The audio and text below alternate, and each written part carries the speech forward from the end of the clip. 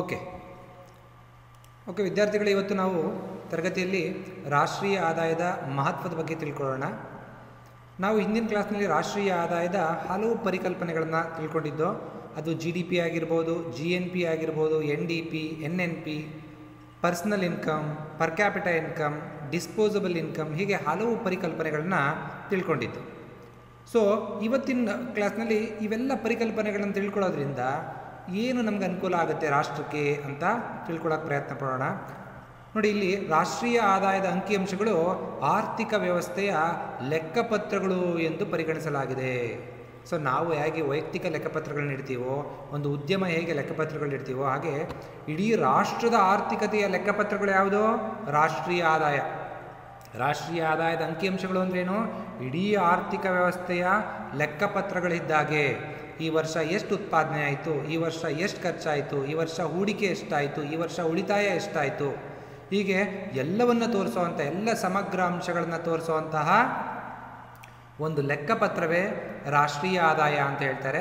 ನೋಡಿ, ಕೆಳಕಂಡ ಅನುಕೂಲಗಳು ರಾಷ್ಟ್ರೀಯ ಆದಾಯದ ಮಾಪನದಿಂದ ನಮಗೆ ಲಭ್ಯ ಆಗುತ್ತೆ. ಒಂದನೇದು, ಒಂದು ರಾಷ್ಟ್ರದ ಜನರ ಜೀವನ ಮಟ್ಟದ ಚಿತ್ರಣವನ್ನು ನೀಡುತ್ತದೆ.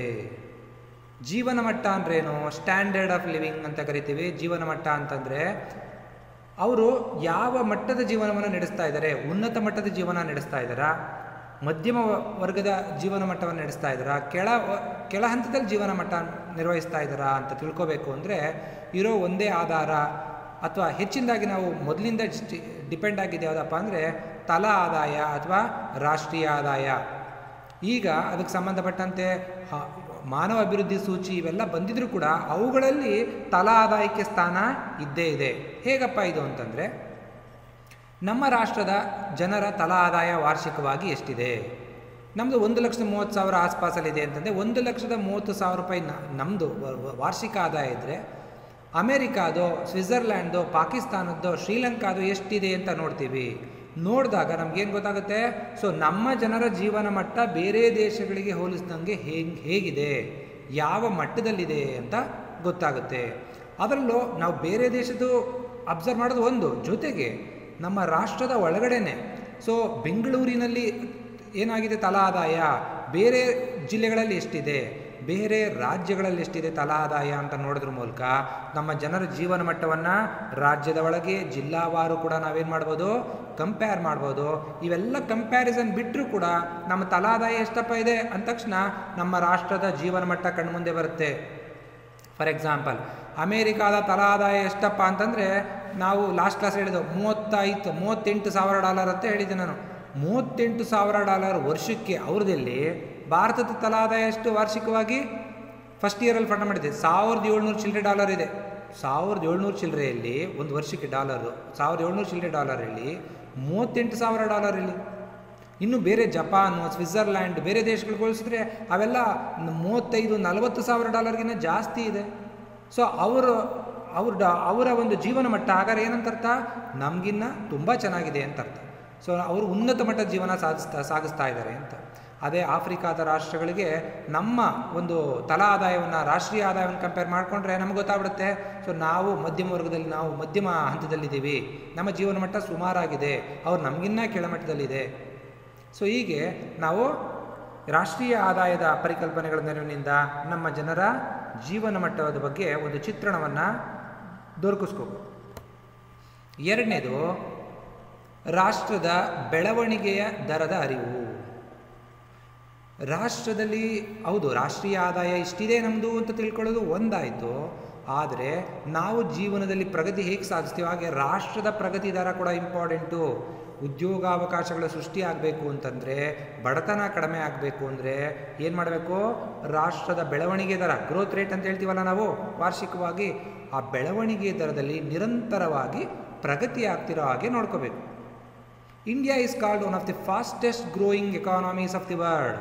ಅಂದರೆ ಭಾರತ ಅತ್ಯಂತ ವೇಗವಾಗಿ ಬೆಳವಣಿಗೆ ಹೊಂದಿರೋ ಅಂತಹ ಅಥವಾ ವೇಗದ ಬೆಳವಣಿಗೆ ದರ ಹೊಂದಿರೋ ಅಂತಹ ರಾಷ್ಟ್ರಗಳಲ್ಲಿ ಒಂದು ಅಂತ ಹೇಳ್ತಾರೆ. ಸೊ ಮೊನ್ನೆ ನ್ಯೂಸ್ ಓದ್ತಾ ಇದ್ದು, ಬಾಂಗ್ಲಾ ನಮಗಿನ್ನ ವೇಗವಾಗಿ ಬೆಳವಣಿಗೆ ಹೊಂದ್ತಾ ಇದೆ. ಹಿಂಗೆ ಗೊತ್ತಾಗುತ್ತಿದ್ದಲ್ಲ, ಬಾಂಗ್ಲಾದ ಬೆಳವಣಿಗೆ ದರ ನೋಡ್ತಾರೆ ರಾಷ್ಟ್ರೀಯ ಆದಾಯದ ಪರಿಕಲ್ಪನೆ ಮೂಲಕ, ನಮ್ಮ ದೇಶದ ಬೆಳವಣಿಗೆ ದರ ನೋಡ್ತಾರೆ, ಆ ನಂತರ ನಾವೇನು ಮಾಡ್ಬೋದು, ಅನಲೈಸ್ ಮಾಡ್ಬೋದು. ಬೆಳವಣಿಗೆ ದರ ಎಷ್ಟಿದೆ, ಇದು ಯಾಕೆ ಇಂಪಾರ್ಟೆಂಟ್ ಬೆಳವಣಿಗೆ ದರ? ನೋಡಿ, ಯಾವುದೇ ದೇಶದಲ್ಲಿ ಜನಸಂಖ್ಯೆ ಹೆಚ್ಚಾಗ್ತಾ ಇರುತ್ತೆ, ಆ ತಕ್ಕನಂಗೆ ಉದ್ಯೋಗ ಅವಕಾಶಗಳು, ಅಥವಾ ನಾವು ನಿಂತ ನೀರಾಗಬಾರ್ದಲ್ಲ, ಬೆಳವಣಿಗೆ ಹೊಂತಾನೇ ಇರಬೇಕು. ಮತ್ತು ಇನ್ನೊಂದು, ಯಾವ ಹಂತದಲ್ಲಿ ಅಂದರೆ ಬೆಳವಣಿಗೆಯಲ್ಲಿ ಕೃಷಿ ವಲಯದ ಬೆಳವಣಿಗೆ ಜಾಸ್ತಿ ಇದೆಯಾ, ಕೈಗಾರಿಕೆ ಜಾಸ್ತಿ ಇದೆಯಾ, ಸೇವಾ ವಲಯ ಜಾಸ್ತಿ ಇದೆಯಾ, ನಮ್ಗೆ ಉದ್ಯೋಗ ಸೃಷ್ಟಿಸುವಂಥ ವಲಯಗಳಲ್ಲಿ ಬೆಳವಣಿಗೆ ಜಾಸ್ತಿ ಇದೆಯಾ ಇಲ್ವಾ, ಯಾವುದಾದ್ರೂ ವಲಯ ಕಡಿಮೆ ಆಗ್ತಿದೆಯಾ ಇಲ್ವೋ? ಕಡಿಮೆ ಆಗ್ತಾ ಇದ್ರೆ ಏನು ಮಾಡ್ಬೋದು ನಾವು, ಈ ಸರಿ ಕೈಗಾರಿಕಾ ವಲಯಕ್ಕೆ ಡಿಮಾನಿಟೈಸೇಷನಿಂದ ಸಮಸ್ಯೆ ಆಗಿದೆ, GSTಯಿಂದ ಸಮಸ್ಯೆ ಆಗಿದೆ. ಸೊ ಅವಾಗ ಏನು ಮಾಡಬೇಕು, ಬೆಳವಣಿಗೆ ದರ ಅಲ್ಲಿ ಕುಸ್ತಿರುತ್ತೆ. ನಿಮ್ಮ ಅಂಕಿಅಂಶ ಸಂಗ್ರಹಿಸ್ತಿರೋ ರಾಷ್ಟ್ರೀಯ ಆದಾಯದ್ದು ಪ್ರತಿ 3 ತಿಂಗಳಿಗೆ ಒಂದ್ಸರಿ ಸಂಗ್ರಹಿಸ್ತೀವಿ. ಕ್ವಾರ್ಟರ್ ಅಂತ ಕರೀತಾರೆ. ಒಂದು ಕ್ವಾರ್ಟರ್ ಅಂದರೆ ತ್ರೈಮಾಸಿಕ. ನಾವು ಏಪ್ರಿಲಿಂದ ತೊಗೊಂಡ್ರೆ financial year, April, May, June ಒಂದು ಕ್ವಾರ್ಟರ್, ಒಂದು ತ್ರೈಮಾಸಿಕ. ನಂತರ ಅದೇ ಥರ ಏಪ್ರಿಲ್, ಮೇ, ಜೂನು, ಆಮೇಲೆ ಜುಲೈ, ಆಗಸ್ಟ್, ಸೆಪ್ಟೆಂಬರ್, ಹೀಗೆ 3 ತಿಂಗಳಿಗೊಂದು ತ್ರೈಮಾಸಿಕ ಆಗುತ್ತೆ. ಆ 3 ತಿಂಗಳಲ್ಲೂ ಚೆಕ್ ಮಾಡ್ತೀವಿ. ಆನಂತರ 4 ತ್ರೈಮಾಸಿಕ ಸಿಗ್ತಾರೆ, 1 ವರ್ಷದ. ಸೊ ನಾವು ಆಮೇಲೆ 1 ವರ್ಷದ ಎಷ್ಟಾಯಿತು ಬೆಳವಣಿಗೆ ದರ ಅಂತ ನಿರ್ಧಾರ ಮಾಡ್ತೀವಿ. ಇಲ್ಲಿ ಇಂಪಾರ್ಟೆಂಟ್ ಏನು, ಬೆಳವಣಿಗೆ ದರ ಜಾಸ್ತಿ ಆಗ್ತಾ ಇದ್ದರೆ ಸಂತೋಷ, ಯಾವ ವಲಯದಲ್ಲಿ ಕಡಿಮೆ ಆಗ್ತಾ ಇದೆ ಅದಕ್ಕೆ ಏನು ಕ್ರಮಗಳು ತಗೊಳ್ಬೇಕು ಅಂತ ಗೊತ್ತಾಗಬೇಕು ಅಂದರೆ ರಾಷ್ಟ್ರೀಯ ಆದಾಯದ ಅಂಕಿಅಂಶಗಳು ಬೇಕೇ ಬೇಕು. ಸೊ ಇದು ಎರಡನೇದು, ರಾಷ್ಟ್ರದ ಬೆಳವಣಿಗೆ ದರದ ಅರಿವು. ಮೂರನೇದು, ರಾಷ್ಟ್ರೀಯ ಆದಾಯಕ್ಕೆ ವಿವಿಧ ವಲಯಗಳು ನೀಡುತ್ತಿರುವ ಕೊಡುಗೆಯ ಬಗ್ಗೆ ನಮಗೆ ತಿಳಿಸುತ್ತೆ. ಪ್ರಮುಖವಾಗಿ ಇಡೀ ಆರ್ಥಿಕತೆಯನ್ನು ನಾವು ವಿಶಾಲವಾಗಿ 3 ವಲಯಗಳಾಗಿ ವಿಂಗಡಿಸ್ಕೋತೀವಿ. ಒಂದು ಕೃಷಿ, ಎರಡನೇದು ಕೈಗಾರಿಕೆ, ಮೂರನೇದು ಸೇವಾ ವಲಯ. ಸೊ ನಮಗೆ ಈ 3 ವಲಯದಲ್ಲಿ 3 ವಲಯಗಳು ಕೂಡ ಇಂಪಾರ್ಟೆಂಟೇ. ಆದರೆ ಪ್ರತಿ ದೇಶಕ್ಕೂ ಆ ದೇಶದ ಸ್ವರೂಪ, ಜನಸಂಖ್ಯೆ, ಬೇರೆ ಬೇರೆ ಅಂಶಗಳಿಗೆ ಆಧರಿಸಿದಂತೆ ಪ್ರತಿ ವಲಯದಕ್ಕೂ ಒಂದು ಇಂಪಾರ್ಟೆನ್ಸ್ ಬರುತ್ತೆ. ಭಾರತದಲ್ಲಿ ಕೃಷಿ ವಲಯ ಇಂಪಾರ್ಟೆಂಟು ಅಂತ ಹೇಳ್ತೀವಿ. ಯಾಕೆ ಅಂದರೆ 48ಕ್ಕಿಂತ ಹೆಚ್ಚು ಪರ್ಸೆಂಟ್, 45% ಜನ ಇನ್ನೂ ಕೃಷಿನೇ ಅವಲಂಬಿಸಿದ್ದಾರೆ. ಕೃಷಿಯಿಂದ ಬರುವಂಥ ಆದಾಯ ಕಡಿಮೆ ಆಯಿತು ಅಂದರೆ ಏನರ್ಥ, 45% ಜನಕ್ಕೆ ತೊಂದರೆ ಆಗಿದೆ, ಅವ್ರಿಗೆ ಆದಾಯ ಸಿಗ್ತಾ ಇಲ್ಲ ಅಂತ ಅರ್ಥ ಆಗುತ್ತೆ. ಸೊ ಅದಕ್ಕೆ ರಾಷ್ಟ್ರೀಯ ಆದಾಯ ಕ್ಯಾಲ್ಕುಲೇಟ್ ಮಾಡ್ಬೇಕಾದ್ರೆ ಹೆಂಗೆ ಕ್ಯಾಲ್ಕುಲೇಟ್ ಮಾಡ್ತೀವಿ, ಅಲ್ಲಿ ಚಾರ್ಟಲ್ಲಿ 3 ವಲಯ ಹಾಕ್ಕೋತೀವಿ, ಕೃಷಿ, ಕೈಗಾರಿಕೆ, ಸೇವಾ ವಲಯ. ಕೃಷಿಯಲ್ಲಿ ಏನು ಮಾಡ್ತೀವಿ, ಕೃಷಿ ಕೆಳಗಡೆ ಪಶುಸಂಗೋಪನೆ, ಮೀನುಗಾರಿಕೆ, ಗಣಿಗಾರಿಕೆ ಇವೆಲ್ಲ ಹಾಕ್ಕೊಳ್ತಾ ಹೋಗ್ತೀವಿ. ಕೈಗಾರಿಕೆ ಅಂಡರು ಸಣ್ಣ ಕೈಗಾರಿಕೆಗಳು, ಜಂಕ್ಷನ್ ಜ್ಯುವೆಲರಿ, ರಬ್ಬರ್ ಕೈಗಾರಿಕೆ, ಚರ್ಮದ ಕೈಗಾರಿಕೆ ಹಿಂಗೆ ಹಾಕ್ಕೋತೀವಿ. ಸೇವಾ ವಲಯದಲ್ಲೂ ಭಾಳಷ್ಟು ಕೈಗಾರಿಕೆಗಳನ್ನ ಗ್ರೂಪ್ ಮಾಡಿ ಹಾಕೋತೀವಿ. ಅಲ್ಲಿ ಏನು ಮಾಡ್ತೀವಿ ಅಂದರೆ ಕೃಷಿ ವಲಯದಲ್ಲಿ ಮೀನುಗಾರಿಕೆ ಎಷ್ಟು ಬೆಳವಣಿಗೆ ಬಂತು, ಮತ್ತು ಒಂದೊಂದೂ ಕೂಡ ಈಗ ನಾನು ಇನ್ನೊಂದು ಹೇಳಿದೆ, ಗಣಿಗಾರಿಕೆ ಎಷ್ಟು ಬೆಳವಣಿಗೆ ಬಂತು, ಕೈಗಾರಿಕೆಯಲ್ಲಿ ಈ ವಲಯಗಳು ಯಾವ ಬೆಳವಣಿಗೆ ಬಂತು, ಕೊನೆಗೆ ಅದನ್ನು ಅಕ್ಯುಮುಲೇಟ್ ಮಾಡಿ ಅದನ್ನು ಟೋಟಲ್ ಮಾಡಿ ಆ್ಯಾವ್ರೇಜ್ ತೆಗೆದು ಕೈಗಾರಿಕೆ ಬೆಳವಣಿಗೆ ದರ ಬರುತ್ತೆ. ನಂತರ ಸೇವಾ ವಲಯದ ಬರುತ್ತೆ, ಕೃಷಿದು ಬರುತ್ತೆ. ಅವನ್ನೆಲ್ಲ ಆ್ಯಾವ್ರೇಜ್ ತಗೊಂಡು ಒಟ್ಟಾರೆ ಬೆಳವಣಿಗೆ ದರವನ್ನು ನಾವು ಡಿಸೈಡ್ ಮಾಡ್ತೀವಿ. ಇಲ್ಲಿ ವಿವಿಧ ವಲಯಗಳನ್ನು ನಾವು ಬೈಫರ್ಕೇಷನ್ ಮಾಡಿ ನೋಡಿದಾಗ, ವಿಂಗಡಿಸಿ ನೋಡಿದಾಗ ಪ್ರತಿ ವರ್ಷ ಅವಳು ನೀಡ್ತಿರೋ ಕೊಡುಗೆ ಏನಾಗ್ತಾ ಇದೆ ಅಂತ ತಿಳ್ಕೊಬೇಕು. ಆವಾಗಲೂ ಕೂಡ ನಮ್ಗೆ ಬಹಳ ಪಾಲಿಸಿ ಮಾಡೋಕ್ಕೆ ಹೆಲ್ಪ್ ಆಗುತ್ತೆ. ನೋಡಿ, 1950 ಸಂದರ್ಭದಲ್ಲಿ ನಾವು ನೋಡಿದ್ರೆ ಕೃಷಿ ಮೇಲೆ 80ಕ್ಕಿಂತ ಹೆಚ್ಚಿನ ಜನ ಅವಲಂಬಿಸಿದ್ರು. ಕೃಷಿಯಿಂದ ಕಾಂಟ್ರಿಬ್ಯೂಷನ್ 50%ಗಿಂತ ಜಾಸ್ತಿ ಬರ್ತಾಯಿತ್ತು. ಇವತ್ತಿನ ಪರಿಸ್ಥಿತಿ ಏನು, ಇವತ್ತಿನ ಪರಿಸ್ಥಿತಿಲಿ ಕೃಷಿಯ ಪಾಲು ರಾಷ್ಟ್ರೀಯ ಆದಾಯದಲ್ಲಿ GDPಲಿ ಕಡಿಮೆ ಆಗ್ತಾ ಬರ್ತಾ ಇದೆ. ಕೃಷಿಯನ್ನು ಅವಲಂಬಿಸಿರೋರು ಕಡಿಮೆ ಆಗಿದ್ದಾರೆ, 70ರಿಂದ 45% ಬಂದಿದ್ದಾರೆ. ಆದರೆ ಕೃಷಿಯಿಂದ ಬರ್ತಿರೋವಂಥ ವರಮಾನ ಇದೆಯಲ್ಲ ಭಾಳ ಕಡಿಮೆ ಆಗ್ಬಿಟ್ಟಿದೆ. ಎಷ್ಟಾಗಿದೆ ಬರೀ ಕೃಷಿಯಿಂದ ನಮ್ಮ GDPಗೆ ಬರ್ತಿರೋ ಪಾಲು ಬಹಳ ಕಡಿಮೆ ಆಗಿದೆ. ಕೈಗಾರಿಕೆದು ಮತ್ತು ಕೃಷಿದೆಲ್ಲ 17% ಆಸ್ಪಾಸ್ನಲ್ಲಿದೆ, 17, 12 ಆಸ್ಪಾಸ್ನಲ್ಲಿ ಇದೆ. ಸೊ ಸೇವಾ ವಲಯ ನಿರಂತರವಾಗಿ ತನ್ನ ಪಾಲನ್ನು ಹೆಚ್ಚಿಸ್ಕೊ ಬರ್ತಾ ಇದೆ. ಅದರ ಪಾಲು ಇವತ್ತು 48%, 47%ವರೆಗೂ ಇದೆ. ಸೇವಾ ವಲಯದ ಪಾಲು ಅಲ್ಲಿವರೆಗೂ ಹೆಚ್ಚಾಗಿದೆ. ಸೊ ಸೇವಾ ವಲಯದ ಪಾಲು ನಿರಂತರವಾಗಿ ಹೆಚ್ಚಾಗ್ತಿದೆ, ಆದರೆ ಅಲ್ಲಿ ಉದ್ಯೋಗ ಸೃಷ್ಟಿ ಆಗ್ತಾ ಇಲ್ಲ. ಭಾರತದಲ್ಲಿ ಜನಸಂಖ್ಯೆ ಜಾಸ್ತಿ ಇದೆ, ಉದ್ಯೋಗ ಸೃಷ್ಟಿ ಆಗಬೇಕು. ಕೈಗಾರಿಕೆ ಯಾಕೋ ತುಂಬ ಬಲಿಷ್ಠವಾಗಿ ಬೆಳೀತಾ ಇಲ್ಲ, ಅರೌಂಡ್ 20% GDPಲಿ ಕೊಡುಗೆನೇ ಕೊಡ್ತಾ ಇದೆ, ಹೆಚ್ಚು ಅದರಿಂದ ಕಾಂಟ್ರಿಬ್ಯೂಷನ್ ಬರ್ತಾ ಇಲ್ಲ, ಅದು ಬೆಳೀತಾ ಇಲ್ಲ. ಸೊ ಹೀಗೆ ವಿವಿಧ ವಲಯಗಳ ಪಾಲು ಏನು ಅಂತ ತಿಳ್ಕೊಂಡು ಯಾವ ವಲಯದ ಪಾಲು ಕ್ಷೀಣಿಸ್ತಾ ಇದೆ, ಯಾವ ವಲಯದ ಪಾಲು ಕ್ಷೀಣಿಸ್ತಾ ಇಲ್ಲ ಅಂತ ತಿಳ್ಕೊಂಡು ನಾವು ಏನು ಮಾಡ್ಬೋದು, ಅದಕ್ಕೆ ಕ್ರಮಗಳನ್ನ ತೆಗೆದುಕೊಳ್ಬೋದು. ಮತ್ತು ಇನ್ನೊಂದು ಏನಪ್ಪ ಅಂತಂದರೆ ನೆಕ್ಸ್ಟ್ ಒನ್ ಆದಾಯದ ಹಂಚಿಕೆಯ ಚಿತ್ರಣವನ್ನು ನೀಡುತ್ತೆ. ಆದಾಯದ ಹಂಚಿಕೆಯ ಚಿತ್ರಣವನ್ನು ನೀಡುತ್ತೆ. ನಾನೀಗಾಗಲೇ ಹೇಳಿದ ಹಾಗೆ ಆದಾಯದ ಹಂಚಿಕೆ ಚಿತ್ರಣ ಅಂದ್ರೇನು? ನಮ್ಮ ರಾಷ್ಟ್ರೀಯ ಆದಾಯಕ್ಕೆ ವಿವಿಧ ರಾಜ್ಯಗಳ ಪಾಲೇನು, ಜಿಲ್ಲೆಗಳ ಪಾಲೇನು, ಸೊ ಇದು ಕ್ಲಿಯರಾಗಿ ಗೊತ್ತಾಗುತ್ತೆ. ಅದರಿಂದ ಏನು ಸಹ ನಮ್ಗೆ ಅರ್ಥ ಆಗುತ್ತೆ, ಒಂದು ಪ್ರಾದೇಶಿಕ ಅಸಮತೋಲನ ಎಲ್ಲಿದೆ ಅಂತ ಗೊತ್ತಾಗುತ್ತೆ. ಇಡೀ ಕರ್ನಾಟಕ ರಾಜ್ಯಕ್ಕೆ 60% ಹೆಚ್ಚು ಕಮ್ಮಿ 60%, 50ರಿಂದ 60% ಆದಾಯ ಯಾವ ಜಿಲ್ಲೆ ಕೊಡ್ತಿದೆ? ಕೇವಲ ಬೆಂಗಳೂರು ಒಂದೇ ಕೊಡ್ತಾ ಇದೆ. ಅಂದರೆ ಏನರ್ಥ? ಬೆಂಗಳೂರಲ್ಲಿ ಆದಾಯ ಸೃಷ್ಟಿ ಹೆಚ್ಚಾಗ್ತಾ ಇದೆ. ಬೇರೆ ಜಿಲ್ಲೆಗಳು ಅವುಗಳು ಎಷ್ಟೆಷ್ಟು ಪಾಲು ಕೊಡ್ತಾ ಇದೆ ಅಂತ ನೋಡಿದ್ರೆ ನಿಮ್ಗೇನು ಗೊತ್ತಾಗುತ್ತೆ? ಅವುಗಳು ಎಷ್ಟು ಅಲ್ಲಿ ಕಡಿಮೆ ಕೊಡ್ತಾ ಇದ್ರೆ ಏನರ್ಥ? ಅಲ್ಲಿನ ಜನರ ಆದಾಯ ಕಡಿಮೆ ಇದೆ, ಅಲ್ಲಿ ವ್ಯವಹಾರ ಚಟುವಟಿಕೆಗಳು ನಡೀತಾ ಇಲ್ಲ. ಸೊ ಅದಕ್ಕೋಸ್ಕರ ಏನು ಹೇಳ್ತಾ ಇದ್ದೀನಿ, ಇಲ್ಲಿ ಆ ಪ್ರಾದೇಶಿಕ ಅಸಮತೋಲನವನ್ನು ಈಸಿಯಾಗಿ ಕಂಡುಹಿಡಿಬೋದು. ನಂತರ ಏನು ಮಾಡ್ಬೋದು? ಯಾವ್ಯಾವ ಜಿಲ್ಲೆಗಳಿಗೆ ಇನ್ಸೆಂಟಿವ್ ಕೊಡಬೇಕು ಕೈಗಾರಿಕೆ ಸ್ಥಾಪನೆ ಮಾಡೋಕ್ಕೆ, ಅಥವಾ ಬೇರೆ ಬೇರೆ ಅನುಕೂಲಗಳನ್ನ ಏನು ಮಾಡ್ಕೊಡೋಕ್ಕಾಗುತ್ತೆ ಮಾಡಿಕೊಟ್ಟು ಅಲ್ಲಿ ಕೈಗಾರಿಕಾ ಅಭಿವೃದ್ಧಿಯನ್ನು ಮಾಡಿ ಸೇವಾ ವಲಯದ ಅಭಿವೃದ್ಧಿ ಮಾಡಲಿಕ್ಕೆ ಪ್ರಯತ್ನ ಪಡಬೇಕು. ಜೊತೆಗೆ ಆದಾಯದ ಹಂಚಿಕೆ ಇನ್ನೊಂದು ರೀತಿಯೂ ಗೊತ್ತಾಗುತ್ತೆ. ನಾವು ಇನ್ಕಮ್ ಮೆಥಡಲ್ಲಿ ರಾಷ್ಟ್ರೀಯ ಆದಾಯ ಕ್ಯಾಲ್ಕುಲೇಟ್ ಮಾಡ್ತೀವಲ್ಲ, ಆದಾಯದ ವಿಧಾನದಲ್ಲಿ ಅಲ್ಲೇನು ಮಾಡ್ತೀವಿ? ಇನ್ಕಮ್ ಟ್ಯಾಕ್ಸ್ ಪೇಯರ್ಸ್ ಎಷ್ಟು % ಜನ ಯಾವ ಜಿಲ್ಲೆಯಲ್ಲಿದ್ದಾರೆ. ಸೊ ಆವಾಗ ಮತ್ತು ಕೂಲಿ ವೇಜ್ ಬಿಲ್ಲು ನೋಡಿದಾಗ ಕೂಲಿ ದರ ಯಾವ್ಯಾವ ಜಿಲ್ಲೆಯಲ್ಲಿ ಎಷ್ಟಿದೆ. ಸೊ ಆವಾಗ ಕೂಡ ಗೊತ್ತಾಗುತ್ತೆ ಯಾವ ಜಿಲ್ಲೆಯಲ್ಲಿ ಆದಾಯದ ಅಸಮಾನತೆ ಜಾಸ್ತಿ ಇದೆ. ಶ್ರೀಮಂತರು ಮತ್ತು ಬಡವರ ನಡುವಿನ ಅಂತರ ಯಾವ ಜಿಲ್ಲೆಯಲ್ಲಿ ಜಾಸ್ತಿ ಇದೆ, ಯಾವ ಜಿಲ್ಲೆಯಲ್ಲಿ ಶ್ರೀಮಂತರು ಮತ್ತು ಬಡವರ ನಡುವಿನ ಅಂತರ ಭಾಳ ಕಡಿಮೆ ಇದೆ.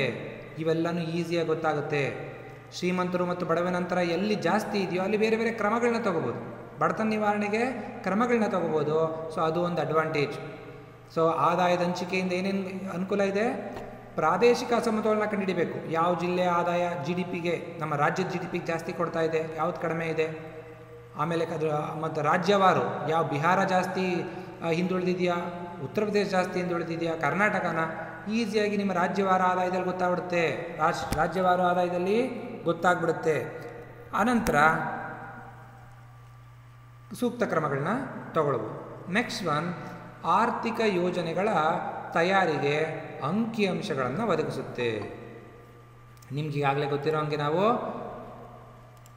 ಪಂಚವಾರ್ಷಿಕ ಯೋಜನೆಗಳನ್ನ ಮೊದಲು ಜಾರಿಗೆ ತಂದಿದ್ದೆವು. ಈಗ ನೀತಿ ಆಯೋಗ ಬಂದ ಮೇಲೆ ನರೇಂದ್ರ ಮೋದಿಯವರು ಪಂಚವಾರ್ಷಿಕ ಯೋಜನೆಗಳನ್ನ ನಿಲ್ಲಿಸಿದ್ದಾರೆ. ಸೊ ನೀತಿ ಆಯೋಗದ ಮೂಲಕ ಯೋಜನೆಗಳನ್ನ ರೂಪಿಸ್ತಾ ಇದೆ. ಈ ಯೋಜನೆಗಳನ್ನ ರೂಪಿಸ್ಬೇಕು ಅಂದರೆ ಏನು ಬೇಕು? ಅಂಕಿಅಂಶಗಳು ಬೇಕು. ಇವಾಗ ಹಿಂದಿನ ಕಾಲದ ಥರ ಅಲ್ಲ, ನಾವು ಇವ್ರ ಕನಸನ್ನು ನನಸು ಮಾಡಬೇಕು, ಅವ್ರ ಕನಸನ್ನು ನನಸು ಮಾಡಬೇಕು ಅಲ್ಲ. ಈಗ ನಮಗಿರುವಂಥ ಲಿಮಿಟೆಡ್ ಅಮೌಂಟ್ ಆಫ್ ಮನಿ, ನಮ್ಮ ಹತ್ರ ಕಡಿಮೆ ಹಣ ಇರುತ್ತೆ. ಕಡಿಮೆ ಹಣದಲ್ಲಿ ಗರಿಷ್ಠ ತೃಪ್ತಿನ ಜನಕ್ಕೆ ನೀಡಬೇಕು ಅಂದರೆ ಅದನ್ನೇನು ಮಾಡಬೇಕು? ಹೆಚ್ಚು ಜನರಿಗೆ ಅನುಕೂಲ ಆಗುವಂಥ, ದೀರ್ಘಾವಧಿಲಿ ಹೆಚ್ಚು ಉಪಯುಕ್ತವಾಗುವಂಥ ಯೋಜನೆಗಳನ್ನ ರೂಪಿಸ್ಬೇಕು. ಅಥವಾ ತುಂಬ ನಮಗೆ ಹೆಚ್ಚು ದೊಡ್ಡ ಸಮಸ್ಯೆ ಇರುವಂಥ ಸಮಸ್ಯೆಗಳ ನಿವಾರಣೆಗೆ ನಾವೇನು ಮಾಡಬೇಕು? ಪ್ರಾಮುಖ್ಯತೆಯನ್ನು ನೀಡಬೇಕು. ಆದ್ದರಿಂದ ನಾವೇನು ಮಾಡಬೇಕು? ಯಾವತ್ತೇ ಆಗಲಿ ಒಂದು ಯೋಜನೆ ರೂಪಿಸ್ಬೇಕು ಅಂದರೆ ಅಂಕಿಅಂಶಗಳು ಬೇಕು. ಆ ಅಂಕಿಅಂಶದಲ್ಲಿ ಸಿಗುತ್ತೆ ರಾಷ್ಟ್ರೀಯ ಆದಾಯ. ಫಾರ್ ಎಕ್ಸಾಂಪಲ್ ನಮಗೆ ರಾಷ್ಟ್ರೀಯ ಆದಾಯದಲ್ಲಿ ಸಿಗುತ್ತೆ, ಹೇಳಿದ್ನಲ್ಲ, ಪ್ರಾದೇಶಿಕ ಅಸಮತೋಲನ ಎಲ್ಲೆಲ್ಲಿ ಜಾಸ್ತಿ ಇದೆ ಅಂತ ಗೊತ್ತಾಯಿತು. ಆಗ ದೀರ್ಘಾವಧಿಲಿ ಒಂದು ಯೋಜನೆ ರೂಪಿಸ್ಬೋದು. ಆ ರಾಜ್ಯಗಳಿಗೆ, ಆ ಜಿಲ್ಲೆಗಳಿಗೆ ಪ್ರಾದೇಶಿಕ ಅಸಮತೋಲನವನ್ನು ಕಡಿಮೆ ಮಾಡೋಕ್ಕೆ ಒಂದು ಯೋಜನೆ ರೂಪಿಸ್ಬೋದು. ಸೊ ಆದಾಯದ ಸಮಾನತೆ, ಶ್ರೀಮಂತರು ಬಡವನ ನಂತರ ಅಂತರ ಜಾಸ್ತಿ ಆಗ್ತಿದೆ ಅಂತ ನಿಮ್ಗೆ ಡೇಟಾದಲ್ಲಿ ಗೊತ್ತಾಗ್ತಾ ಇದೆ. ಅವ್ರಿಗೂ ಕೂಡ ಒಂದು ಪ್ರತ್ಯೇಕವಾದ ಆರ್ಥಿಕ ಯೋಜನೆಯನ್ನು ರೂಪಿಸ್ಬೋದು. ಕೃಷಿ ಹಿಂದುಳಿದಿದೆ ಅಂತ ಗೊತ್ತಾಯಿತು ನಿಮಗೆ. ಕೃಷಿ ಇಲ್ಲದ್ರಲ್ಲೂ ಕೂಡ ಸಣ್ಣ ಕೈಗಾರಿಕೆ ಕೈಗಾರಿಕೆಯಲ್ಲಿ ಸಣ್ಣ ಕೈಗಾರಿಕೆ ಹಿಂದುಳಿತು ಅಂತ ಗೊತ್ತಾಯಿತು. ಆವಾಗ ಅದನ್ನು ಕೇಟರ್ ಮಾಡೋಕ್ಕೆ, ಅದನ್ನು ಸರಿ ಮಾಡೋಕ್ಕೆ ಒಂದು ಆರ್ಥಿಕ ಯೋಜನೆ ರೂಪಿಸ್ಬೋದು. ನಾವು ಹೇಗೆ ಒಬ್ಬ ವ್ಯಕ್ತಿಗೆ ಮಾತ್ರೆ ಯಾವಾಗ ಕೊಡ್ತೀವಿ? ಯಾವ ಕಾಯಿಲೆ ಬಂದಿದೆಯೋ ಅದಕ್ಕೆ ಮಾತ್ರೆ ಕೊಡ್ತೀವಿ, ಕರೆಕ್ಟಾ? ಸೊ ಅದೇ ರೀತಿ ಇಲ್ಲೂ ಅಷ್ಟೇ ನಾವು ಅಂಕಿಅಂಶಗಳನ್ನ ನೋಡಿದ್ರೆ ಗೊತ್ತಾಗ್ಬಿಡುತ್ತೆ ನಮಗೆ. ಸೊ ನಮಗೆ BP, ಶುಗರು ಮತ್ತು ಬ್ಲಡ್ ಪ್ರೆಷರ್ ಇದೆಲ್ಲ ನೋಡ್ತೀವಲ್ಲ, ಏನು ಹಾರ್ಟ್ ಬೀಟು ಎಲ್ಲ ನೋಡ್ತೀವಲ್ಲ, ಗೊತ್ತಾಗುತ್ತೆ ಯಾವ್ದು ವೀಕ್ ಇದೆ ಅಂತ. ಹಾಗೆ ಇಲ್ಲೂ ಅಷ್ಟೇ ರಾಷ್ಟ್ರೀಯ ಆದಾಯವನ್ನು ನೋಡಿಬಿಟ್ರೆ ಸೊ ರಾಷ್ಟ್ರದ ಆರೋಗ್ಯ ಹೇಗಿದೆ ಅಂತ ಗೊತ್ತಾಗುತ್ತೆ. ಆ ಅಂಕಿಅಂಶಗಳ ಆಧಾರದ ಮೇಲೆ ನಾವೇನು ಮಾಡ್ಬೋದು? ಟ್ರೀಟ್ಮೆಂಟ್ ಕೊಡ್ಬೋದು, ನೀತಿಗಳನ್ನು ರೂಪಿಸ್ಬೋದು. ಈಗ ಏನು ಮಾಡ್ಬೋದು? ಆರ್ಥಿಕ ಯೋಜನೆಗಳ ತಯಾರಿಗೆ ಅಂಕಿಅಂಶಗಳು ಒದಗಿಸುತ್ತೆ. ಅದು ಯೋಜನೆಗಳನ್ನ ರೂಪಿಸೋದಕ್ಕೆ ಬಹಳ ನೆರವಾಗುತ್ತೆ ಅಂತ ಹೇಳ್ಬೋದು. ನೆಕ್ಸ್ಟ್ ಒನ್, ಆರನೇದು ಅಂತಾರಾಷ್ಟ್ರೀಯ ಅಧ್ಯಯನಕ್ಕೆ ನೆರವಾಗುತ್ತೆ. ಇದು ಮೊದಲನೇ ಪಾಯಿಂಟಲ್ಲೇ ಹೇಳಿಬಿಟ್ಟೆ ನಾವು. ಅಂತಾರಾಷ್ಟ್ರೀಯ ಅಧ್ಯಯನ, ಈಗ ನಾವು ನಮ್ಮ ರಾಷ್ಟ್ರೀಯ ಆದಾಯವನ್ನು ತಗೊಂಡು ನಮ್ಮ ರಾಷ್ಟ್ರದ ಒಳಗಡೆ ಅಧ್ಯಯನ ಮಾಡೋದು ಒಂದು ವಿಧ ಆದರೆ, ಇನ್ನೊಂದೇನು ಅಂತಾರಾಷ್ಟ್ರೀಯ ಅಧ್ಯಯನಕ್ಕೆ ನೆರವಾಗುತ್ತೆ.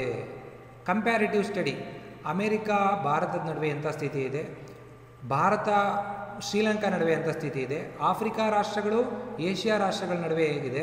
ಸೊ ಈಗ ಕಂಪೇರ್ ಮಾಡಬೇಕು ಅಂತಂದರೆ ಪ್ರತಿಯೊಂದು ರಾಷ್ಟ್ರದ ಅಂಕಿಅಂಶಗಳು, ರಾಷ್ಟ್ರೀಯ ಆದಾಯದ ತಲಾ ಆದಾಯದ ಅಂಕಿಅಂಶಗಳು ಸಿಕ್ಕಿದ್ರೆ, ಸೊ ಅದನ್ನು ಬೇರೆ ಬೇರೆ ಕಂಪೋಸಿಟ್ ಇಂಡೆಕ್ಸ್ ಆಗಿ ಮಾಡ್ಕೋತಾ ಇದ್ದಾರೆ. ಈಗ ಹ್ಯೂಮನ್ ಡೆವಲಪ್ಮೆಂಟ್ ಇಂಡೆಕ್ಸ್ ಆಗ್ಬೋದು, ಬೇರೆ ಬೇರೆ ಥರ ಮಾಡಿಕೊಂಡು ಅಲ್ಲಿ ರ್ಯಾಂಕಿಂಗ್ ಕೊಡ್ತಾ ಇದ್ದಾರೆ. ಭಾರತ 128ನೇ ರ್ಯಾಂಕ್ ಇದೆ SDIಯಲ್ಲಿ. ಏನರ್ಥ? ಇರೋವಂಥ 187 128ನೇ ಸ್ಥಾನದಲ್ಲಿದ್ದೀವ ನಾವು. ಕಂಪ್ಯಾರಿಟಿವ್ ಸ್ಟಡಿ, ನಾವು ಅಂದರೆ ಫಸ್ಟ್ ರ್ಯಾಂಕ್ ಯಾರಿದೆ, ಯಾವ ರಾಷ್ಟ್ರ ಇದೆ? ನಾರ್ವೆ ಇದೆ, ಬೇರೆ ಬೇರೆ ಅಂತ ಸಣ್ಣ ಸಣ್ಣ ರಾಷ್ಟ್ರಗಳೆಲ್ಲ ನಂಬರ್ 1 ಪ್ಲೇಸ್ಗೆ ಹೋಗ್ತಾ ಇದೆ. ಯಾಕೆ ಹೋಗ್ತಾ ಇದೆ? ಅಲ್ಲಿನ ಜನರ ಜೀವನ ಮಟ್ಟ ಯಾಕೆ ಅಷ್ಟು ಚೆನ್ನಾಗಿದೆ? ಕಂಪ್ಯಾರಿಟಿವ್ ಸ್ಟಡಿ ಮಾಡ್ಬೋದು. ಅಲ್ಲಿ ಬಡತನ ಎಷ್ಟಿದೆ, ಅಲ್ಲಿ ಜೀವನ ಮಟ್ಟ ಎಷ್ಟಿದೆ, ಮತ್ತು ಅಲ್ಲಿ ಯಾವ ವಲಯದ ಕೊಡುಗೆ ಎಷ್ಟಿದೆ ನೋಡಿ. ಭಾರತದಲ್ಲಿ ಕೃಷಿ ಕೊಡುಗೆ GDPಗೆ 17% 15-17% ಅಂದಾಜಿದ್ರೆ, ಅಮೇರಿಕಾ, ನಾರ್ವೆ, ಸ್ವಿಟ್ಜರ್ಲೆಂಡ್ ಮುಂದುವರೆದ ರಾಷ್ಟ್ರಗಳಲ್ಲಿ ಬರೀ 2% ಇದೆ ಅವ್ರ GDPಗೆ ಕೃಷಿ ಕೊಡುಗೆ. ಆದರೆ ಅವರು ಇಡೀ ದೇಶಕ್ಕೆ ಊಟವನ್ನು ಹಾಕ್ತಾ ಇದ್ದಾರೆ, ಇಡೀ ದೇಶಕ್ಕೆ ಅನ್ನವನ್ನು ಕೊಡ್ತಾ ಇದ್ದಾರೆ, ರಫ್ತು ಮಾಡ್ತಾ ಇದ್ದಾರೆ. ನಾವು 45% ಜನ ಡಿಪೆಂಡ್ ಆಗಿದ್ರು ಕೂಡ ನಮ್ಮ ಕೈಲಿ ಏನು ಮಾಡೋಕ್ಕಾಗ್ತಿಲ್ಲ. ಕೃಷಿ ವಲಯದಿಂದ ನಾವು ಸ್ವಾವಲಂಬನೆ ಅಷ್ಟೇ, ಹೆಚ್ಚು ಕಮ್ಮಿ ಸ್ವಾವಲಂಬನೆ ಸಾಧಿಸಿದ್ದೀವಿ ಅಷ್ಟೇ. ಸೊ ಅಂದರೆ ನಮ್ಮ ದೇಶದ ಬೆಳವಣಿಗೆ ಇದ್ದಾರಾ, ಬೇರೆ ದೇಶದ ಬೆಳವಣಿಗೆ ಇದ್ದಾರಾ ಕಂಪೇರ್ ಮಾಡಿದ್ರೆ ನಮ್ಮ ಸ್ಥಾನ ಏನು, ನಾವು ಸರಿಯಾದ ದಿಕ್ಕಿನಲ್ಲಿ ಸಾಗ್ತಾ ಇದ್ದೀವಿ, ಇವನ್ನೆಲ್ಲ ನಾವೇನು ಮಾಡ್ಬೋದು, ಈಸಿಯಾಗಿ ತಿಳ್ಕೊಬೋದು. ಅಂತಾರಾಷ್ಟ್ರೀಯ ಅಧ್ಯಯನಕ್ಕೆ ನೆರವಾಗುತ್ತೆ. ಇದು ಬೇಕೇ ಬೇಕು. ನೆಕ್ಸ್ಟ್ ಒನ್, 7ನೇದು, ಆರ್ಥಿಕ ಚಟುವಟಿಕೆಗಳ ಸ್ವರೂಪ ಮತ್ತು ರಚನೆಯ ಕುರಿತು ಸ್ಪಷ್ಟ ಚಿತ್ರಣ ನೀಡುತ್ತದೆ. ಈ ರಾಷ್ಟ್ರೀಯ ಆದಾಯದ ಅಂಕಿಅಂಶಗಳಿಂದ ನಾವು ಇಡೀ ಆರ್ಥಿಕ ಚಟುವಟಿಕೆಗಳ ಸ್ವರೂಪ ತಿಳ್ಕೊಬೋದು. ಸೇಮ್ ನಾನು ಹೇಳಿದ್ದನ್ನೇ ರಿಪೀಟ್ ಮಾಡ್ತಾ ಇದ್ದೀನಿ, ಎಲ್ಲ ಓವರ್ಲ್ಯಾಪ್ ಆಗುತ್ತೆ ಕೆಲವು ಪಾಯಿಂಟ್ಸ್ಗಳು. ಆರ್ಥಿಕ ಚಟುವಟಿಕೆಗಳ ಸ್ವರೂಪ ಅಂದ್ರೇನು? ನಮ್ಮದು ಕೃಷಿ ಪ್ರಧಾನ ರಾಷ್ಟ್ರವೇ, ನಮ್ಮದು ಕೈಗಾರಿಕಾ ಪ್ರಧಾನ ರಾಷ್ಟ್ರವೇ, ಸೇವಾ ವಲಯದ ರಾಷ್ಟ್ರವೇ ಅಂತ ನಮ್ಮ GDPಯನ್ನು ನೋಡಿದ ತಕ್ಷಣ ನಮಗೆ ಗೊತ್ತಾಗ್ಬಿಡುತ್ತೆ. ನಮ್ಮ GDP ನೋಡಿದ ತಕ್ಷಣ ನಮಗೇನು ಗೊತ್ತಾಗುತ್ತೆ? ನಮ್ಮ ಆರ್ಥಿಕ ಚಟುವಟಿಕೆ ಸ್ವರೂಪ ನೋಡಿದ ತಕ್ಷಣ, ಈ ದೇಶದಲ್ಲಿ 45% ಜನ ಕೃಷಿನ ಅವಲಂಬಿಸಿದಾರಾ, ಇದು ಕೃಷಿ ಪ್ರಧಾನ ರಾಷ್ಟ್ರ ಹೇಳ್ಬಿಡ್ಬೋದು. ಸೊ ಸೇವಾ ವಲಯದ ಭಾಳ ಅಭಿವೃದ್ಧಿ ಹೊಂದಿದೆಯಾ, ಇವರು ತುಂಬ ಮುಂದುವರೆದ ರಾಷ್ಟ್ರ. ಸೊ ಕೈಗಾರಿಕೆ ಮುಂದುವರೆದಿದೆಯಾ, ತುಂಬ ಬಲಿಷ್ಠ ರಾಷ್ಟ್ರ, ಮ್ಯಾನುಫ್ಯಾಕ್ಚರಿಂಗ್ ಇಂಡಸ್ಟ್ರಿಯಲ್ಲಿ ತುಂಬ ಬಲಿಷ್ಠವಾಗಿದೆ. ಸೊ ಈ ರೀತಿ ನಾವೇನು ಮಾಡ್ಬೋದು, ಆ ಆರ್ಥಿಕ ಚಟುವಟಿಕೆಗಳ ಸ್ವರೂಪ, ರಚನೆ, ವಿವಿಧ ವಲಯಗಳ ಕೊಡುಗೆ, ಬೇರೆಲ್ಲ ಕಾರ್ಯಾಚರಣೆ ಎಲ್ಲ ತಿಳ್ಕೊಬೋದು. ರಾಷ್ಟ್ರೀಯ ಆದಾಯದ ಅಂಕಿಅಂಶಗಳು ಸಿಕ್ಕಿದ್ರೆ ಇಡೀ ಆರ್ಥಿಕ ಚಟುವಟಿಕೆಗಳ ಸ್ವರೂಪ, ರಚನೆಯ ಕುರಿತು ನಮಗೆ ಸ್ಪಷ್ಟವಾದಂತಹ ಚಿತ್ರಣ ಸಿಗುತ್ತೆ ಅಂತ ಹೇಳ್ಬೋದು. ನೆಕ್ಸ್ಟ್ ಒನ್, ಸರ್ಕಾರದ ನೀತಿ ನಿರೂಪಣೆ ಮತ್ತು ಆರ್ಥಿಕ ಧೋರಣೆಯ ನಿರ್ಮಾಣಕ್ಕೆ ಅತ್ಯಗತ್ಯವಾಗಿದೆ. ಸರ್ಕಾರದ ನೀತಿ ನಿರೂಪಣೆ, ನಾನು ಹೇಳಿದೆ ಸರ್ಕಾರ ಯಾವುದೇ ಒಂದು ಪಾಲಿಸಿ ಮಾಡಬೇಕು. ಕೈಗಾರಿಕಾ ನೀತಿ, ITBT ನೀತಿ, ಕಾರ್ಮಿಕರ ವಲಸೆ ನೀತಿ. ಯಾಕಂದರೆ ಈಗ ಏನು ನಮ್ಮ ಹಿಂದಿನ ಕಾಲದ ಥರ ಇಲ್ಲ. ನಾನು ಹೇಳಿದ್ದೇ ಶಾಸನ, ನೀವು ನೋಡಿದ್ದೀರ ಬಾಹುಬಲಿ ಫಿಲಮಲ್ಲಿ, ನಾನು ಹೇಳಿದ್ದೇ ಶಾಸನ ಅಂತ. ಹಾಗಿಲ್ಲ, ಯಾವುದನ್ನೇ ಆಗಲಿ ಸರ್ಕಾರ ಏನು ಮಾಡಬೇಕು, ಅದು ಕೋರ್ಟಲ್ಲಿ ಕ್ವಶ್ಚನಬಲ್ ಆಗಿರೋದ್ರಿಂದ, ಇದು ಡೆಮಾಕ್ರಸಿ ಆಗಿರೋದ್ರಿಂದ ಪ್ರತಿಯೊಂದಕ್ಕೂ ನೀತಿ ನಿರೂಪಣೆ ಅಂತ ಇರಬೇಕು, ಸರ್ಕಾರದೊಂದು ಧೋರಣೆ ಇರಬೇಕು. ನೋಡಿ, ನಾನು ITBT ಸಂಬಂಧಪಟ್ಟಂತೆ ಈ ರೀತಿ ನನ್ನ ಧೋರಣೆ ಇದೆ, ನನ್ನ ಪಾಲಿಸಿ ಈ ಥರ ಇದೆ, ಇದಕ್ಕೆ ನಾನು ಎನ್ಕರೇಜ್ ಮಾಡ್ತೀನಿ, ಇದಕ್ಕೆ ಹೆಚ್ಚು ಎನ್ಕರೇಜ್ ಮಾಡಲ್ಲ. ಅವರು ಒಂದು ನೀತಿ ನಿರೂಪಣೆಯನ್ನು ರೂಪಿಸಬೇಕು ಸರ್ಕಾರ. ನಾನು ಭವಿಷ್ಯದಲ್ಲಿ ಹಿಂಗೆ ಮಾಡ್ತಾ ಇದ್ದೀನಿ. ಪ್ರತಿಯೊಂದು ಪ್ಲಾಸ್ಟಿಕ್ ಸಂಬಂಧಪಟ್ಟಂತೆ ಇರ್ಬೋದು, ಅಥವಾ ಯಾವುದೇ ಒಂದು ಸಣ್ಣ ಕೈಗಾರಿಕೆಗೆ ಸಂಬಂಧಪಟ್ಟಂತೆ ಇರ್ಬೋದು, ಸೇವಾ ವಲಯಕ್ಕೆ ಸಂಬಂಧಪಟ್ಟಂಗೆ ಇರ್ಬೋದು, ITBTಗೆ ಸಂಬಂಧಪಟ್ಟಿರ್ಬೋದು. ಸರ್ಕಾರದ ನೀತಿ ನಿರೂಪಣೆಯನ್ನು ಮಾಡಬೇಕು ಅಂತಂದರೆ ಅಂಕಿಅಂಶ ಬೇಕು. ಅದ್ರ ತಕ್ಕನಾಗೆ ಆಮೇಲೆ ನೀತಿ ನಿರೂಪಣೆ ಮಾಡಿ ಆರ್ಥಿಕ ಧೋರಣೆಯನ್ನು ಇಂಪ್ಲಿಮೆಂಟ್ ಮಾಡೋಕ್ಕೆ ಸಾಧ್ಯ ಆಗುತ್ತೆ. ಇಲ್ಲಾಂದರೆ ಅಂಕಿಅಂಶಗಳು ಇಲ್ಲ ಅಂತಂದರೆ ಸರ್ಕಾರ ಕೆಲಸ ಮಾಡೋಕ್ಕಾಗಲ್ಲ. ಫಾರ್ ಎಕ್ಸಾಂಪಲ್, ಶಿಶು ಮರಣ ದರ ಜಾಸ್ತಿ ಇತ್ತು ಅಂತ ಅಂಕಿಅಂಶ ಸಿಗುತ್ತೆ. ಶಿಶು ಮರಣ ದರ ಅದು ಒಂದು ಸಮಗ್ರ ಸರಾಸರಿ ಅಂಶನೇ. ಅಲ್ಲಿ ಸಿಕ್ಕಿದಾಗ ಮಾತ್ರ ಶಿಶು ಮರಣ ದರ ಜಾಸ್ತಿ ಆಗ್ತಾ ಇದೆ ಯಾಕೋ, ಅದಕ್ಕೆ ನಾವು ಶಿಶುವಿನ ಆರೋಗ್ಯ ಕಾಪಾಡೋಕ್ಕೆ ಯೋಜನೆಗಳನ್ನ ರೂಪಿಸಬೇಕು. ಶಾಲೆಗಳಲ್ಲಿ ಹಾಜರಾತಿ ಕಡಿಮೆ ಆಗ್ತಾ ಇದೆ, ಸೊ ಅದಕ್ಕೆ ನಾವು ಬಿಸಿ ಊಟ ಬೇರೆ ಬೇರೆ ಯೋಜನೆ ರೂಪಿಸ್ತು. ಈಗ ನೋಡಿ ಹೊಸದಾಗಿ ಬೆಳವಣಿಗೆ ಯಾವುದು, ಕೋವಿಡ್ ಪರಿಸ್ಥಿತಿ ಉಂಟಾಗಿದೆ. ಮಕ್ಕಳ ಹಾಜರಾತಿ ಕಡಿಮೆ ಇದೆ. ಫೈನಲ್ ಇಯರ್ ಮಕ್ಕಳಿಗೆ ಆಫ್ಲೈನ್ ಕ್ಲಾಸಿಗೆ ಬನ್ನಿ ಅಂತ ಹೇಳಿದ್ರು ಹೆಚ್ಚಿನ ಜನ ಬರೋಕ್ಕಾಗ್ತಿಲ್ಲ. ಸಮಸ್ಯೆ ಏನು? ಡೇಟಾ ಸಂಗ್ರಹಿಸ್ತಾರೆ. ಎಷ್ಟು % ಜನ ಬರ್ತಾ ಇದ್ದಾರೆ? ಇವತ್ತು ಬೆಳಗ್ಗೆ ಬಂದಿದ್ದು ನಮಗೆ 25% ಜನ ಬಂದಿದ್ದಾರೆ ಅಷ್ಟೇ. ಸೊ ಅವಾಗ ಏನು ಮಾಡಬೇಕಾಗುತ್ತೆ, ಅವ್ರಿಗೆ ತಕ್ಕಾಗಿ ಅವ್ರಿಗೆ ಅನುಕೂಲ ಆಗೋ ರೀತಿ LMS ಅಂತ ಲರ್ನಿಂಗ್ ಮ್ಯಾನೇಜ್ಮೆಂಟ್ ಸಿಸ್ಟಮ್ನ ಡೆವಲಪ್ ಮಾಡ್ತಾ ಇದ್ದಾರೆ. ಬೇರೆಯವ್ರಿಗೆ ಏನು ಸಮಸ್ಯೆ ಆಗ್ತಿದೆ, ಬಸ್ಗಳ ಸಮಸ್ಯೆ ಆಗ್ತಿದೆ, ಹೀಗೆ ಅದನ್ನ ತಿಳ್ಕೊಂಡು ಸಾಲ್ವ್ ಮಾಡಬೇಕು ಅಂದರೆ ಅಂಕಿಅಂಶ ಬೇಕು. ಈಗ ರಾಷ್ಟ್ರದ ಸಮಸ್ಯೆಗಳನ್ನ ನಾವು ತಿಳ್ಕೊಳ್ಬೇಕು ಅಂದರೆ ಏನು, ಅಂಕಿಅಂಶ ಬೇಕು. ಬಡತನದ ಅಂಕಿಅಂಶ, ನಿರುದ್ಯೋಗದ ಅಂಕಿಅಂಶ ಇವೆಲ್ಲ ಸಿಕ್ಕಿದ್ರೆ ಮಾತ್ರನೇ ನಾವು ಕ್ರಮ ತಗೊಳಕ್ಕಾಗೋದು, ಧೋರಣೆ ನಿರ್ಮಾಣ ಮಾಡೋಕ್ಕಾಗೋದು. ರಾಷ್ಟ್ರೀಯ ಆದಾಯ, ತಲಾ ಆದಾಯ, ವಿನಿಯೋಗಿಸಬಹುದಾದಂತಹ ಆದಾಯ, ವಿದೇಶಿ ವ್ಯಾಪಾರದ ಅವಲಂಬನೆ. ಸೊ ವಿದೇಶಿ ವ್ಯಾಪಾರದಲ್ಲಿ ಯಾವ ಸರಕುಗಳ ಮೇಲೆ ಅವಲಂಬನೆ ಜಾಸ್ತಿ ಇದೆ, ಯಾವುದ್ರಲ್ಲಿ ಕಡಿಮೆ ಇದೆ, ಇವೆಲ್ಲವನ್ನು ನಾವು ತಿಳ್ಕೊಂಡ್ರೆ ಮಾತ್ರ ನಾವೇನು ಮಾಡ್ಬೋದು, ನೀತಿ ನಿರೂಪಣೆ ಮಾಡ್ಬೋದು. ಸೊ ಆ ನೀತಿ ನಿರೂಪಣೆ ಮಾಡೋಕ್ಕೆ ಏನು ಬೇಕೋ, ರಾಷ್ಟ್ರೀಯ ಆದಾಯದ ಅಂಕಿಅಂಶ ಬೇಕೇ. ಹೀಗೆ ನಾವು ರಾಷ್ಟ್ರೀಯ ಆದಾಯದ ಅಂಕಿಅಂಶಗಳಿಂದ ಇಷ್ಟೆಲ್ಲ ಅನುಕೂಲಗಳನ್ನ ನಾವು ಪಡ್ಕೊಳ್ತಾ ಇದ್ದೀವಿ ಅಂತ ಹೇಳ್ಬೋದು.